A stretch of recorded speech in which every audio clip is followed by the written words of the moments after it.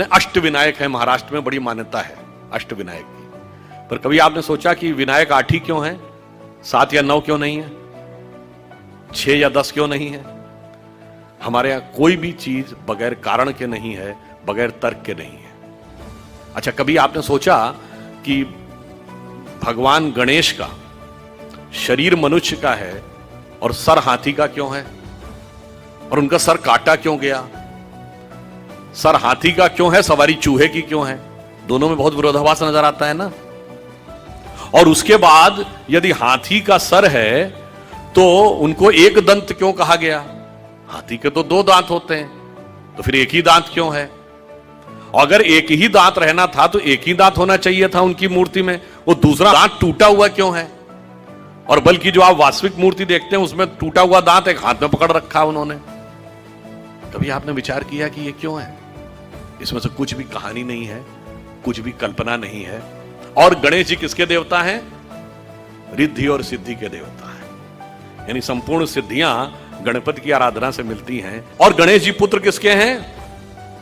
शिव पार्वती के। और शिव ने ही सारे आगम ग्रंथ दिए हैं, यानी जिसको आप कहते हैं ना, आपकी चेतना के जागरण के सारे स्वरूप भगवान शिव ने दिए हैं। अब समझिए गणपति के सारे जो स्वरूप हैं इनका अर्थ और तात्पर्य क्या है। देखिए, भगवान गणेश का वह स्वरूप हमारे अंदर की जो वास्तविक चैतन्य ऊर्जा होती है उसके उत्थान की वह प्रक्रिया को प्रतीक रूप में दिखा रहा है। सबसे पहले सर कटना किस लिए जरूरी है?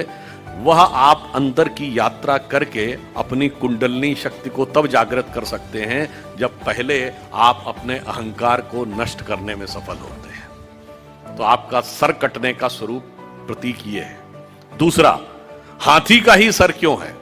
क्योंकि हाथी की जो सूंड है, और आपने देखा होगा हमेशा गणपति की सूंड इस दिशा में यूं है, कभी ऐसे नहीं है। क्यों? वह उस शक्ति का प्रतीक है जो अपवर्ड्स है, यानी जागृत शक्ति, आपके शरीर की कुंडलनी की शक्ति जब वो ऊर्ध्व की तरफ होती है उसका प्रतीक है। और हाथी इसलिए है कि हाथी के मस्तक में गज मुक्ता कहा जाता है। माना जाता है कि हाथी के यहां मस्तक में एक मुक्ता है तो वो ब्रह्मरंध्र का प्रतीक है। और जब वो मुड़ी हुई सूंड ऊपर है, और चूहे की सवारी क्यों है?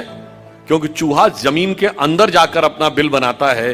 तो जब आप एकाग्र चित्त होकर अपने अंदर की यात्रा में उतरते हैं तभी जाके आप इस शक्ति को पहचान पाते हैं और उस शक्ति को ऊपर उठाने का सामर्थ्य पा पाते हैं।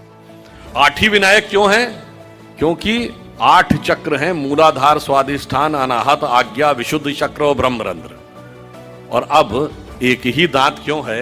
क्योंकि जब आप आज्ञा चक्र से ऊपर जाते हैं तब द्वैत के साथ वह यात्रा नहीं हो सकती, यानी संसार और ब्रह्म 2 में से एक को ही चूज करना पड़ता है। तो वह दांत टूटा हुआ क्यों है? तो संसार के साथ उस संबंध का विच्छेद करना पड़ता है, उसे तोड़ना पड़ता है। इसीलिए टूटा हुआ दांत हाथ में रखे हुए हैं। फिर आगे की यात्रा जाकर जब ब्रह्मरंध्र तक मिलती है तो समस्त रिद्धियां और सिद्धियां आपको प्राप्त होती हैं। यह उसका प्रतीक है।